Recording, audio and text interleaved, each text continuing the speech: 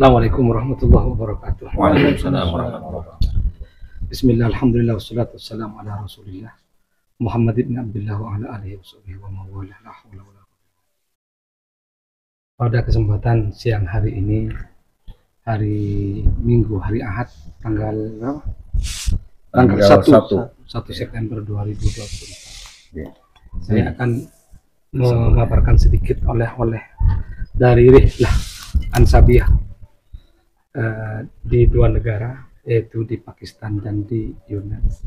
Awalnya begini, awalnya sejak tahun 3 tahun yang lalu kita membuat tim pencari fakta tentang Maulana Jumatil Kubro, karena beliau ini sosok penyebar agama Islam, moyang pada Wali Songo, tapi misterius karena namanya itu bukan nama daging laku, apalagi yang tercantum di Serat Candrakanta, Serat Panangan Tepas Darah dalam Jogja, Sejarah Ratu dan lain semacamnya. Nama-namanya ke atas itu tabaqah demi tabaqah, itu namanya gelar semua. Mahmudil Kubro, siapa semuanya gelar semua. Yang nama-nama yang ada di situ ketika kita cross check dengan di nakib luar negeri, jawabnya nakib luar negeri khususnya nakib Pakistan bilang begini, is this right? This is incorrect all brother. Apakah ini sudah benar? Ini tidak benar semua saudara. Nama-nama itu tidak ada di kitab nasabah. Kita bingung. Sementara di catatan Jawa kita memang Jumatil Kubro ke Sayyidina Husain, tapi nama-nama itu tidak ada di kitab nasab. Bingung kan kita. Akhirnya kita urai sedikit. Seperti bilang kusut, dimulai dari ujung. Kita menemukan suatu naskah. Naskah itu naskah Madura, naskah Sendang dan naskah Tampu Agung kalau tidak salah, yang menulis bahwa Jamatil Akbar bin Husain. Bin Husain. Nah, ini kata kuncinya, Husain. Sementara di saya di manuskrip yang lain itu ada menulis begini di suatu buku, di bukunya Profesor Slamet Mulyana, runtuhnya kerajaan Hindu Jawa dan awal berdirinya kerajaan-kerajaan Islam di Nusantara. Itu tahun 66 sempat dibredel, sempat dilarang terbit oleh pemerintah Orde Baru. Ya. Itu menulis begini, Wali Songo ini dari Yunan. Yunan itu adalah daerah Cina. Sekarang Cina. Kaget saya. Kita baca bukunya tadi malam itu, Ya. supaya meyakinkan kepada pemirsa. Betul ya? Ya, karena ada di beliau tadi malam kita baca sebagian. Wali Songo dari Yunan. Itu sudah pernah sempat dibredel Dibredel. sekitar 60-an, 60 tahun 60-an lah. Iya. Sehingga menarik. Karena apa? Karena ada teori asal usul Wali Songo itu ada, kalau tidak salah ada 4. Ada teori Arab, ada teori Persia, ada teori Gujarat, teori Aceh, dan teori Cina. Ada 5 teori Cina. Keempat ini sudah pernah dibahas semua. Tinggal yang teori Cina seakan-akan termarginalkan. Ada apa ini kok teori Cina termarginalkan? Ternyata ketika kita Jumatil Kubro ini bin Husain mengacu pada data-data yang masyhur bahwa Jumatil Kubro bernama Jamaluddin katanya itu.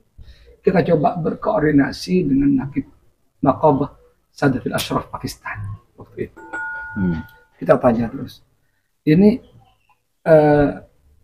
di suatu naskah juga ya, ada yang menulis bahwa Jumatil Kubro ini adalah zuriyah daripada Sayyid Syamsuddin Umar. Ada artikelnya, kaget, yang ada di Yunan.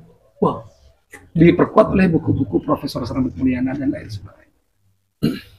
Dan di catatan Tuan Kurau, Islam yang pengaruh Cina terhadap Islam Nusantara, tertulis begini, Ma Hongfu, nama lain dari Ibrahim Asmoro, itu putra dari Lao Ward of Yunan, putra panglima perang Yunan. Insya Allah. Lao Ward of Yunan, panglima Lord Ward of Yunan, putra panglima perang Yunan. Kita terus teliti, kita teliti itu, kita fokus ke itu. Karena yang 4 sudah kita bahas semua, yang dari Aceh juga sudah kita bahas. Nah, kemudian ketika saya mengatakan kepada Sayyid Ali Abbas Naqib Pakistan, begitu bagaimana dengan Sayyid Ajal ini, kemudian beliau bilang begini, Syed Ajal Syamsuddin Umar Al-Bukhari ini sudah diisbat oleh Naqab Ashraf Uzbekistan. Karena salah satu zuriyahnya yang ada di Cina, yaitu Syed Abdul Rauf. Beliau itu mursyid Tariqah Qadariyah Naqsyabandi, Sayyid bermata sipit di Cina. Syed Abdul Rauf itu sudah diisbat. Dan kemudian syahadahnya dikirim ke kita. Ternyata nasab Syed Ajal Syamsuddin Umar tidak sama dengan yang ada di internet yang seperti diposting oleh Yelinawati itu. Tidak sama. Beliau itu intisab kepada Syed Musa Al-Qadhi. Itu atas apa yang beliau kirim ke kita ya? Iya, iya. Terus kemudian begini, kita cari referensi tentang Syed Ajal. Karena dari Yunan, Syed Ajal ini ketika berbicara Yunan, perlu saudara-saudara ketahui bahwa Syed Ajal ini adalah gubernur Yunan pertama dari Bukhara. Dari Bukhara, Asia Tengah, yang waktu itu Asia Tengah Bukhara itu diinvasi oleh Genghis Khan dari dinasti Yuan. Anggaplah tawanan Syed Ajal ini dibawa ke Mongol. Karena Syed Ajal ini, Syed Syamsuddin Umar ini orang yang baik, berperangai baik bersama pasukannya, akhirnya dipercaya walaupun tawanan perang. Dipercaya sebagai orang yang baik, sehingga dicoba dijadikan gubernur Yunan. Yunan itu dulu itu daerah-daerah yang marginal, daerah-daerah yang tandus, tidak beraturan, tidak punya peradaban. Itu Yunan itu tahun 1200. Akhirnya kedatangan Syed Ajal Syamsuddin Umar ke Yunan ini membawa pengaruh besar di sana itu. Karena apa? Karena beliau itu sosok yang toleran. Masyarakatnya membangun kuil Buddha, monggo silakan. Membangun masjid, ya monggo silakan. Jadi toleran, seperti Islam Nusantara. Ya, Islam Nusantara, toleran sekali. Nah, berkat ketoleransinya beliau itu agama Islam di sana tumbuh dengan pesat sekali. Karena mengajarkan kebaikan dan toleransi dalam umat, dalam toleransi beragama dalam beragama Islam. Sehingga pesat sekali Syed Ajal itu Islam luar biasa di Yunan, khususnya di salah satu provinsi di Cina Selatan. Sampai wafatnya beliau itu, sebelum wafat beliau itu dalam suatu sejarah, saya ada naskahnya. Syed Ajal itu punya anak namanya Syed Nasruddin. Syed Nasruddin ini diperintahkan oleh Syed Ajal Syamsuddin Umar ayahnya untuk menjadi panglima perang menginvasi Champa. Nah, ini ada keterkaitan sudah. Champa Kamboja. Tahun 1282 dan 1287, 2 kali beliau menjadi panglima perang menginvasi Champa dan Burma. Karena Champa sudah dikuasai, berarti kan Islam dari Cina ini masuk ke Champa. Perlu kita ketahui bersama bahwa madhab yang dianut oleh Islam Cina itu adalah madhab Hanafi. Sampai sekarang Hanafi. Nah, jadi nggak ada tutupnya berarti. Nah, tutupnya makamnya tidak boleh ditutup. Sebagaimana Sunan Ampel, nggak ditutup. Nah, akhirnya sudah Syed Ajal itu kita melalui pendekatan silsilah, bukan pendekatan sejarah. Syed Syamsuddin Umar punya putra 5 kalau tidak salah satu yang menggantikan adalah Nasruddin. Karena juga kita menemukan satu artikel bahwa Jumadil Kubro ini adalah putra daripada gubernur Yunan. Ada, lihat artikelnya ada. Nah, kemudian kita cari lagi siapa saja putra gubernur Yunan ini. Ternyata Syed Nasruddin ini punya adik yang bernama Husain dan punya anak bernama Husain. Masuk sudah ke nyambungkan manuskrip Madura itu. Di manuskrip Madura Jumadil Kubro bin Husain. Sementara itu Syed Nasruddin bin Syed Syamsuddin Umar itu punya anak bernama Husain, punya adik bernama Husain. Setelah beliau tidak jadi wafat, itu digantikan oleh adiknya yang bernama Husain menjadi gubernur. Anaknya itu hijrah keluar dari Yunan menyebarkan agama Islam. Ini yang saya tanya ke Syed Ali Abbas di Pakistan. Siapa saja daftar anak-anak Husain yang ada di sana? Karena memang pengakuan daripada Syed Ali Abbas, beliau itu punya manuskrip Yunan yang sudah umur 300 tahun. Iya, 300 tahun. Nah, baik brother, sebentar, saya tanya dulu, apakah diizinkan atau tidak oleh orangnya. Yang punya ini Syed Zaiduddin namanya, yang punya manuskrip ini namanya Syed Zaiduddin di Yunan, itu termasuk koleganya dari Nakib Pakistan itu. Akhirnya diberitahu setelah lama komunikasi sekian hari, ternyata Said di buku di manuskripnya Said Zaiduddin itu, manuskrip Yunan tahun 1600 sekian itu tertulis bahwa Said Hussein itu punya putra 7, 5 laki-laki, 2 perempuan. Putra tertua bernama Jamaluddin Al-Kabir bin Hussein. Merinding saya waktu itu, karena yang terkenal selama ini kita kan Jamaluddin Hussein. Sama dengan Ilzamuddin Soleh, Ilzamuddin bin Soleh, Ja'far Shadiq Fauzi, Ja'far Shadiq bin Fauzi, Jamaluddin Hussein, berarti Jamaluddin bin Hussein. Nah, itu salah satu putranya. Yang juga beliau itu punya saudara namanya Jalaluddin, ada Abdul Aziz, ada Diyauddin, ada Nuruddin Ali. Nah, juga punya saudari perempuan 2, namanya itu Syarifah Fatimah dan Syarifah Ummi Kulsum. Yang Syarifah Fatimah ini menikah dengan Said Fairuzuddin Abul Said Fairuzuddin itu yang menurunkan para Sayyid di Pakistan, termasuk Sayyid Ali Abbas. Jadi Sayyid Abbas bilang begini, saya dari nenek saya masih keturunan Yunan. Nah, ini bilang begini, the lineage of Jumadil Kubra to Sayyid Abdul Samsuddin Al-Bukhari is very accurate, my brother. Beliau mengatakan seperti itu. Begitu. Sehingga kita terus semangat. Akhirnya saya cek, karena di Husain, nama Husain itu artinya secara estafet manuskrip sudah terkonfirmasi kan, di Madura ada Jamaluddin Akbar bin Husain. Ya, ternyata Husain punya anak, di Madura ada Jumadil Kubra, Jumadil Akbar bin Husain. Sementara di Yunan ada Husain punya anak bernama Jamaluddin Al-Kabir. Sudah terdata, tinggal kita memastikan ini manuskripnya apa ada enggak yang Said Ajal itu punya anak namanya Nasruddin punya anak namanya Husain. Yang kita tidak mau hanya belajar pada internet, kita mau cek langsung di lapangan. Akhirnya ini yang memantik kita untuk berangkat ke Yunan. Ya, demi Wali Songo apa yang tidak kita lakukan. Ya, semoga dengan ini menjadi anak yang dibanggakan oleh leluhur, bukan anak yang membanggakan leluhur. Karena apa? Karena mencari sejarah beliau dan kalau bisa meniru nafas perjuangan beliau, insya Allah. Baik, saudara yang budiman. Selesai. Ternyata apa? Ketika saya turun di Bandara Kunming di Yunan, di sana itu hawa, memang pemerintahan Cina kan sekarang pemerintahan komunis sejak 47 pemerintahannya, tapi di Yunan, di provinsi Yunan masjidnya luar biasa, Kiai, kalah di Indonesia ini. Ini saya masuk ke Najain, ya, Kabupaten Najain. Najain ini salah satu kabupaten di provinsi Yunan. Itu masjidnya sholat subuh saja ada 10 shaf. Satu shaf jenengan tahu isi berapa? 60 orang. Masya Allah. Sholat subuh 600 orang, bayangkan. Dengan kamar mandi, dengan tempat wudhu, semuanya itu ada sandal khusus, ya, sandal khusus.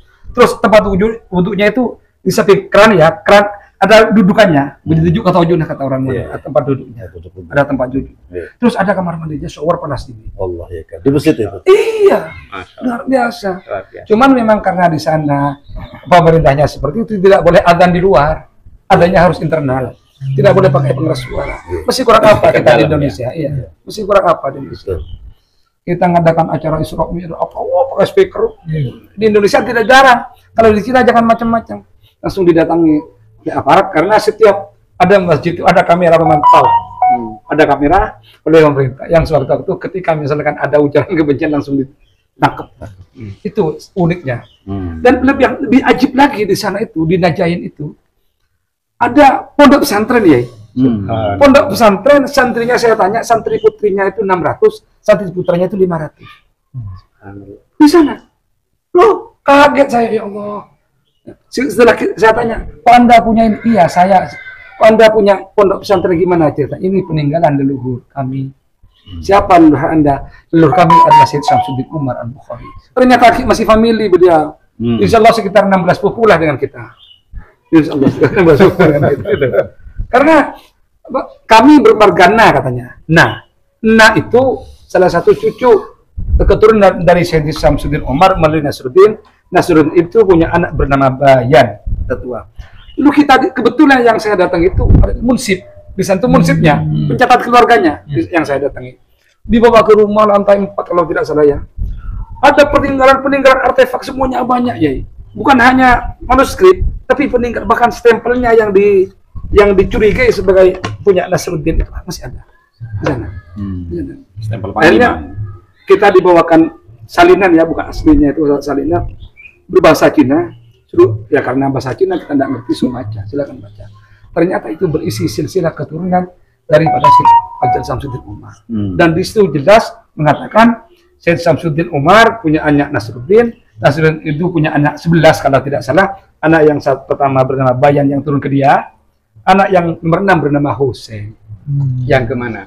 Nggak ada ya di sana, nggak ada. Baru di manuskrip yang satunya itu kan ada 2 manuskrip. Hussein itu punya anak Jamaluddin, ada 2 manuskrip. Sehingga ketika kita pertemukan, saya komunikasikan antara di Najain dengan yang satunya. Oh iya berarti ke Indonesia dan Malaysia cucunya. Akhirnya sudah ketemu. Terang benderang. Pak langsung berpelukan, langsung ramah tamah. Ini apa yang tidak dikeluarkan oleh saudara-saudara kita? Ada fotonya ya? Ada, kita ada fotonya, ada ramah tamah. Ada dari kita.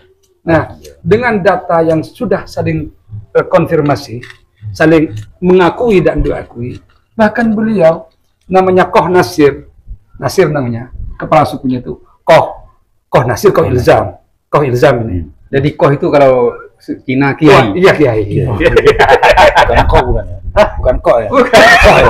Beliau itu langsung buat surat pernyataan bahasa Cina, tapi saya nggak ngerti. Tolong keponakannya tolong diterjemahkan bahasa Inggris, surat pengakuan bahwa yang benar Jamaluddin Al-Kabir, kakek daripada Wali Songo itu adalah keturunan daripada Syekh Samsudin. Ada kita surat pengakuannya ada. Ya berangkat dari ini kita oleh ke langsung ke Sayyidina Ali Abbas, kita minta itsbat, minta syahadah datang Jumatul Kubro, langsung dibuatkan. Karena langsung kita udah baca itu. Sudah kita oleh syahadah sudah saya scan ada di sini. Dan alhamdulillah sekarang saat ini Bani Jumatul Kubro sudah tidak usah khawatir lagi tentang nasabnya Sunan Ampel, nasabnya Sunan Bonang dan lain sebagainya sudah ada. Itu fix ke Musa Al-Kadim. Fix ke Musa Al-Kadim. Berarti kita tidak perlu lagi membutuhkan tes DNA.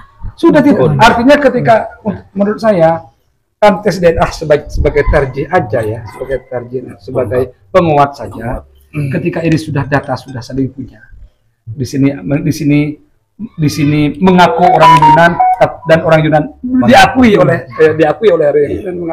menurut saya sudah klop, sudah cukup. Sudah lebih dari cukup dan fix dilihat dari sejarah sejarah buktinya Nasruddin pernah invasi ke Campa.